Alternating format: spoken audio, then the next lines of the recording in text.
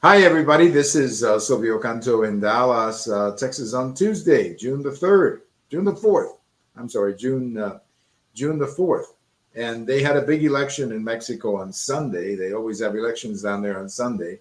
So we want to kick around the election results, what they're thinking, what is the future of Mexico as best as we can tell at this stage of 2024. And joining us today is our good friend Allan Wall, who has been a longtime friend of our show, and he's also the editor of a Mexico website. So, Allan, welcome. It's always great to have you. Well, thank you. It's great to be here with you. Thank you so much, as always. Well, we'll get to the Mexico elections in a minute, but there was some big news today on the border where President Biden decided to use executive powers to do something about the border. Apparently, if I understand the situation, Allan, we will stop. I guess there's a maximum of 5,000 people a day. When we hit 5,000, then I guess we close the door. Is that, am I understanding it correctly? How do you understand it? Yes, partially, but there's also so many loopholes in it. For example, unaccompanied children are not covered. As many of them that want to come in can. Also, you got that app they have. All the app people can come in, and all kinds of loopholes. It's purely a political ploy.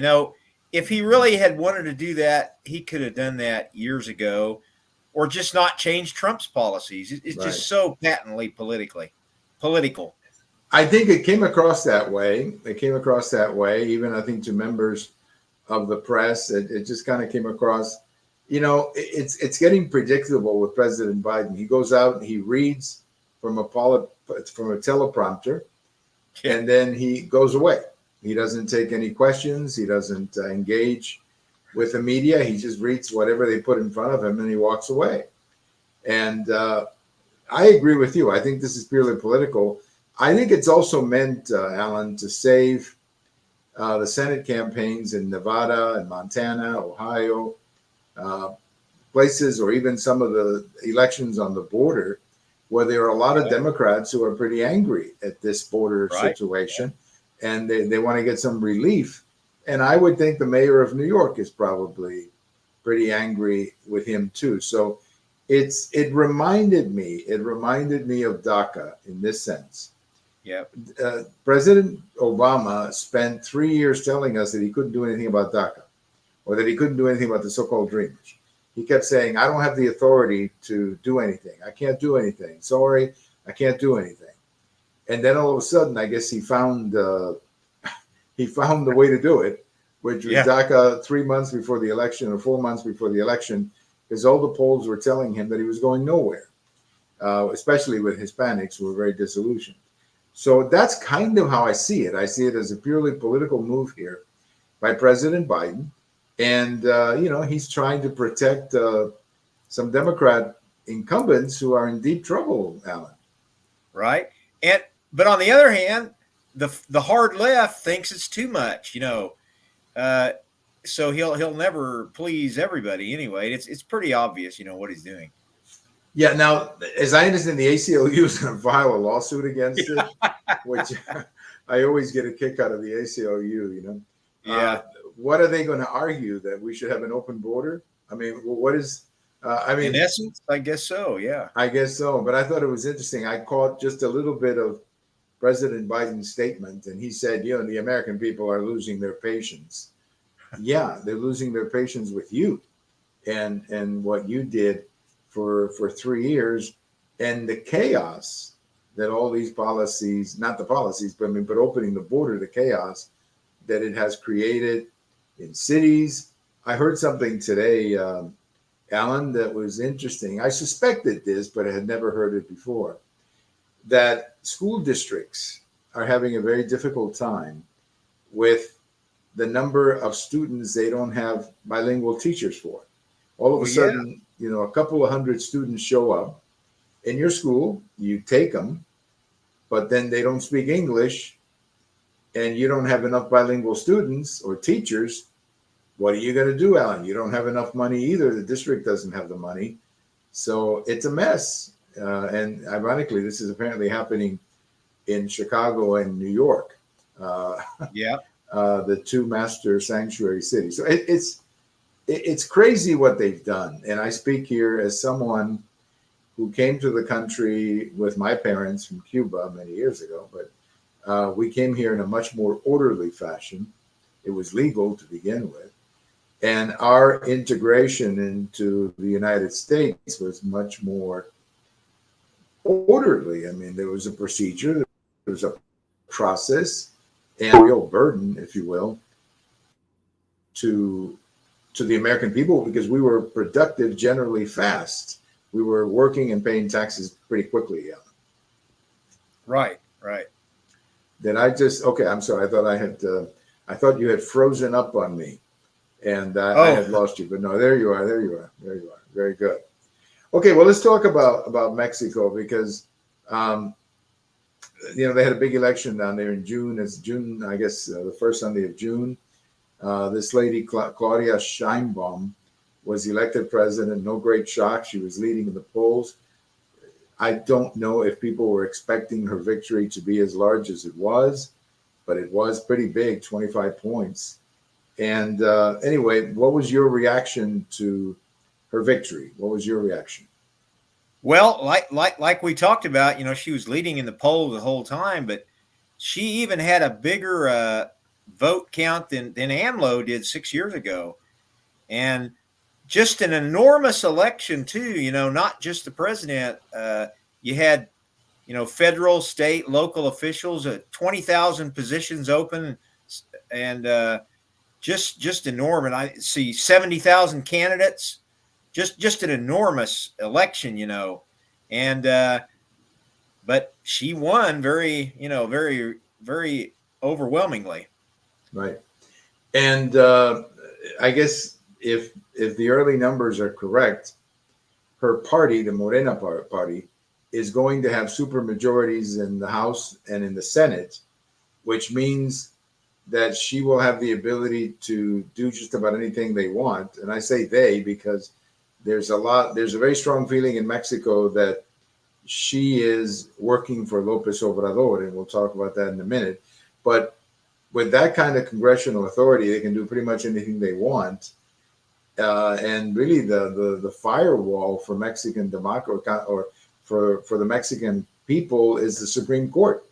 The Supreme Court is going to have to stop a lot of these bills that they tried to pass. But on the other hand, they do have congressional majorities, so they do have a way of getting it through, or at least doing this by the Constitution. But I thought it was interesting, Alan, that the day after, everybody was saying that she had won by a big margin, and that the Morena party was going to have super majorities in the Congress, that the stock market took a nosedive. Yeah. And the peso dropped like 4.5% or something like that. So I think that's an indication that some people may be concerned. They're not going to get out immediately, but they are concerned. And that means to me, Alan, that the president-elect is going to have to explain to the investment community that she's not going to turn Mexico into some kind of a left-wing republic or something like that, and that private investment is going to be respected, especially foreign investment. So, the investors were not happy. So I think she's got a challenge. She's going to have to convince them that she is going to respect foreign investment, Alan. Oh, yes, that's very important. In fact, she even mentioned that in her victory speech, that she would continue to allow foreign investment. And the worry, the concern here is that if you got the president of the same party and 2/3 of the Congress, that they can just do anything, and they may attack independent institutions like the Supreme Court and the Electoral Commission, which AMLO has, had conflicts with them before. Absolutely. And that's why I think these investors were worried. It seems to me, Alan, that if she's going to succeed and have a a successful presidency for Mexico, not for her party, but for the country, that she's going to have to do two things. First of all, she has to persuade, um, particularly the foreign investment community, that she's serious, that she's not going to be, going crazy with regulations and so on. So she has to convince them that she's a serious person. The other thing she's going to have to do is take get out of the shadow of Lopez Obrador, because right now she is very much in that shadow.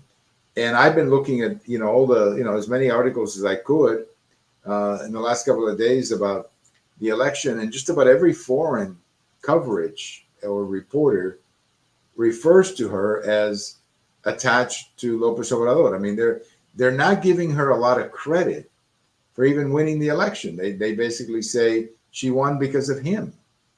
So at some point, she's going to have to break away from that, it seems to me, Alan, and have her own image or be her own kind of president. Otherwise, I think it's going to be very difficult. I mean, I was joking with a relative visiting from Mexico. I was joking that Lopez Obrador is not going away, that he's going to be doing his morning press conferences as a former president. He'll still be doing them. He'll, every morning at 9:00, he'll do it from his home, I guess, or whatever. That this guy is just not going away. And the more he sticks around, the more obnoxious I think he's going to be to the new president, Alan. It's hard to imagine him, going away quietly, like he said he's going to back to his ranch and write books. It's hard to imagine. And that's the other side of the equation. It's not just what she does, it's what he does. Because he's still very popular. That's one of the reasons she won. He's one of the most popular heads of state in the world. Right. And so we'll just have to see about that. Yeah.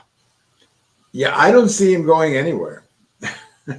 I mean, he may disappear for a few months just to be nice. But he's going to be coming back in some form. He will be, he'll, like they say that, like former presidents here in the United States, when they leave, they'll throw the opening pitch in a baseball game or something like that, Yeah. Right? AMLO is not just going to throw the opening pitch. He's going to be the pitcher. Yeah. Yeah. And I just don't see him going away, which is going to be a problem for her. Now, I guess if she gets in trouble politically, she'll have to go back to him in a sense for support. But I don't know how he goes away, and if he sticks around, it's going to be very difficult for her to assert her independence. Well, she takes office October 1st, so we'll have to see. How things go in the next few months after that. Well, one of the things that Lopez Obrador did, which I don't think Claudia Sheinbaum is going to do, he stuck his nose in just about every country in the world. I mean, he went down to Peru and got into a fight with him. He went into Ecuador and got into a fight with him. He was embracing all kinds of as you know, dictators like Chavez and the Cuban dictator. I don't think she's going to do that. I don't think she has the personality to do. I'm not saying she doesn't sympathize with him, but I don't see her being that way. I see her more of an administrative type of president, where she just kind of sits back and tries to execute things. But she doesn't have his personality, Alan, which is what I think you were saying. Right. A very different style, leadership style, political style. So, and it's a mistake usually for a politician to try to just imitate another politician. A politician has to find his own, way to approach things. Because the other big issue is the relationship with the United States. I heard. Oh, yes. I heard Claudia Sheinbaum saying that we'll get along well no matter who wins up here, and that we have to have a good relationship because economic dependence, and all of that is true. But I it seems to me that something has to be done on the situation on the border, and and Mexico has to do something about these caravans, and then last but not least, the cartels. I think she's going to have to. Somebody has to confront them because they seem to be gaining more and more power and more access to, or at least more territory on it. And even more disturbingly, they're getting involved in politics more. Like we saw these assassinations and things like that. That's really dangerous. Well, they just shot another mayor today, and that is Yeah, the mayor, after the election. Yeah. the mayor of Michoacan. They shot. It's a lady who was shot today, and apparently she was shot in her office by some people driving a truck or something that went by. But if you've noticed, and we've talked about this before, that most of the politicians being killed are sort of low-level politicians. Yeah, for them, they are right. And a lot of mayoral candidates. Right, but that's being done on purpose, I think, Alan. That is to send because if you try to kill the governor of a state, you're probably not going to succeed because they have better security. But if you try to kill a small town mayor, you will probably succeed. And these are the roots that you need, to bring stuff up here.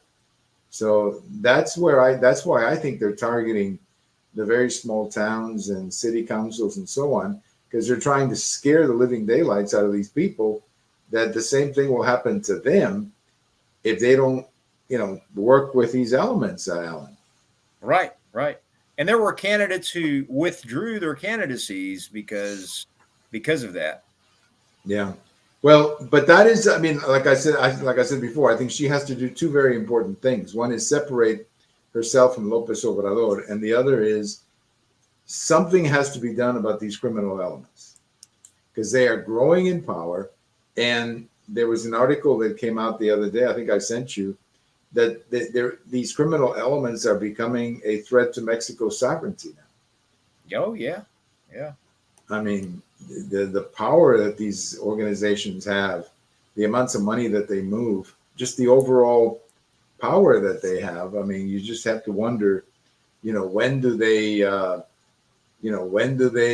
take over a whole state and operate a whole state? I mean, it's crazy to say, but on the other hand, it's not. So we'll see. So she's going to have to confront them. I'm not saying she has to do what Calderon did, which is to send the military, but something has to be done with these criminal elements. They're getting way too powerful, Alan. She's got to do something. She's got to confront them. And Lopez Obrador, he just didn't seem to care that much. That's the impression he's given throughout. Yeah, and that raises all kinds of suspicions as to why he was so carefree about it.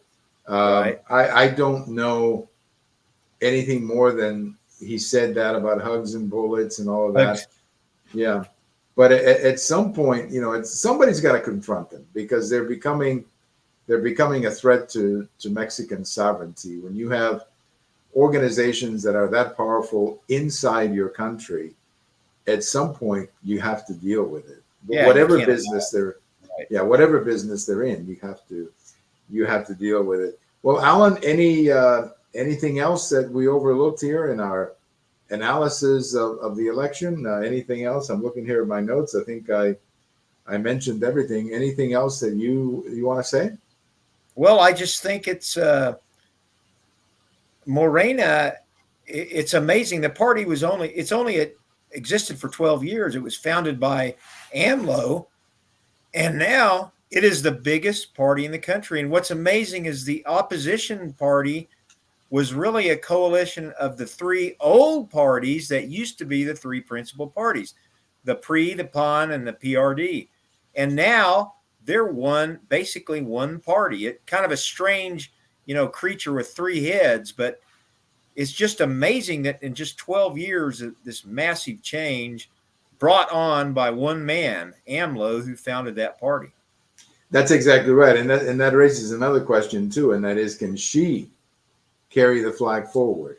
Because I think a lot of the success of Morena was AMLO. Oh, definitely. Yeah. and can somebody just step in and carry the flag for a while? Maybe they can, but at some point, I think his absence is going to be a problem for that party. I also heard from somebody from Mexico something very interesting. She was telling me that she didn't think that the opposition, or that this lady, Galvez. Galvez, was that good of a candidate. That a more serious candidate maybe could have done a better job. And I have to confess, Alan, that's how I felt. I never thought she was that good of a candidate. And I don't know. I just thought a more serious person could have maybe given Claudia Sheinbaum a tougher campaign. That's just how I feel. Yeah, that's very possible. And a more clear. It was sometimes hard to tell what really was her platform, because she actually said, "I am not going to reverse any of the subsidies or pensions or giveaway programs that AMLO had." Now, occasionally sometimes she did talk about the security situation, but you would have think she could have, done better with that issue, because most people are concerned about it. I also plus, yeah. Well, I just think also ahead. just the makeup of her coalition. She's got this weird combination of three parties, and there's a lot of things they need to look at in the opposition. No, I do, and I think most of all, they need to try to see how they can come up with a strong candidate, a stronger candidate. Another point that I heard about Galvez was that, or Galvez, Xochitl Galvez. I keep messing up her name. I apologize, but Sochi, right? They go to Sochi. Another point that I heard was that she was not that well known for most of the country. Whereas, basically she was running. I mean, Xochitl was basically running against Lopez Obrador, who's known everywhere. So that was another criticism that I heard. I mean, I guess, when you lose, there's all kinds of people who want to come up with excuses or tell you what went wrong. Okay. So that's easy. That's easy to do. Yeah. But I do think the opposition in Mexico has to kind of, rethink the playbook. But, I don't think this lady, Claudia Sheinbaum, is going to be able to keep the same levels of popularity and the same levels of governing that Lopez Obrador did. Lopez Obrador, I don't like him, but I have to admit, the guy is pretty good at being a politician. Oh, he's a master politician. He's a master, yeah. Yeah. And this lady, Claudia Sheinbaum, is the exact opposite. She's not. So we'll see how it goes from there. Well, Alan, I want to thank you as always so much for joining us. And how's everything going with the website? Yeah, it's going well. I'm doing some articles and trying to get more readers, and just trying to expand it and learning a lot. I'm learning a lot about websites as I go along. Well, yes. I mean, that's kind of, one step at a time, literally. Right. And you literally, and it's almost like one click at a time. You learn, you don't get a handbook. There's no manual to doing this. No. So you have to make a lot of mistakes. And yes, and they have, yes. And you just have to keep, it's like, I think that starting a website is almost like being Robinson Crusoe. You're all by yourself in this island, and you got to survive. But eventually, you learn how to survive. Right. But there's so much, you have to improvise and do, that I appreciate that you're doing it, because we need more people to do that kind of stuff. And I really thank you so much for doing it. And I want to thank you again for joining us tonight on short notice and sharing your thoughts on the election. And if anybody in your audience or readership watches this, thank you for supporting Alan. Well, thanks for having me. My pleasure, Alan. It's always a great pleasure, and good night. And we will do it soon. Thank you. Good night. Thank you so much. Our good friend, Allan Wall, we have been doing these chats with Alan for quite some time. And today in particular, talking about the Mexico election, but I'll just reiterate what I said. I think this lady, Claudia Sheinbaum, has two extremely important objectives that she has to complete or succeed in. Number one, she has to separate herself from Lopez Obrador as much as possible, as quickly as possible. She has to establish herself as the president of Mexico, not someone who is governing because, she's simply working for Lopez Obrador. That's the first thing, independence from Lopez Obrador. The second thing she has to do is to really do something about the crime going on in Mexico. Everybody I talk to in Mexico says that's the first problem. That's the problem number one. And she's going to have to take a much more serious approach to that problem than Lopez Obrador did. So those are her two challenges: separate herself from Lopez Obrador, and number two, do something significant about the criminal elements who are terrorizing, unfortunately, a lot of her country. Thank you for listening. This is Silvio Canto in Dallas, and we'll talk to you later. Bye-bye, everybody.